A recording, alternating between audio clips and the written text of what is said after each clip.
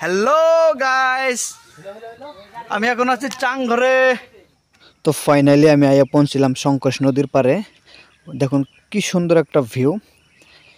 তো আমি এখন আছি নদীর পারে, নৌকার জন্য অপেক্ষা করতেছি। নৌকা আসবো, পার ওই যে নৌকা দেখা যায়। তো নৌকা দিয়ে পার হয়ে আমি ওপার যাবো। ওপার যায়া ফাইনালি আমি নৌকায় উঠলাম।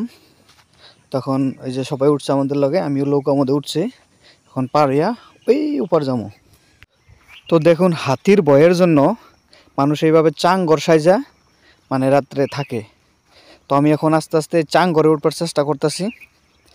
চাংঘরে আমি কোনোদিন উঠি নাই, লাইফের ফার্স্ট টাইম আজকে আমি চাংঘরে উঠবো। ওঠার পরে দেখি কি মজা। কাম সারছে, পইরে যায় নাকি যে উঁচাই ঘর বানাইছে, কোনোদিন উঠিও নাই। তো আস্তে আস্তে আস্তে আমি এই যে উঠা পড়লাম ফাইনালি আমি চাংঘরে। আপনারা কেরা কেরা চাংঘরে উঠছেন? এই দেখেন একদম আকাশে আছে, আমি এখন আকাশে। তো দেখেন এই জায়গার লোকগুলা হাতির ভয়ে কিভাবে জীবন যাপন করে। মানে প্রত্যেক দিন রাত্রে এই এলাকা দিয়া হাতির মানে খুব দলে দলে হাতি আসে ঘুরে। এই হাতির ভয়ের জন্য মানুষ চাংঘর সাইজা বসবাস। তো ফাইনালি আঙ্গরে সবজি হয়ে গেছে, হাঁসের সবজি। খুব টেস্টি হয়েছে, দেখুন না কি সুন্দর দেখা গেছে।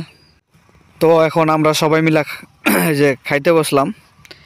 মানে লাইট নাই, মানে জঙ্গলের ভিতরে, তো মানে মোবাইলের লাইট, টর্চ লাইট এগুলো দিয়ে আমরা খাবার বসি।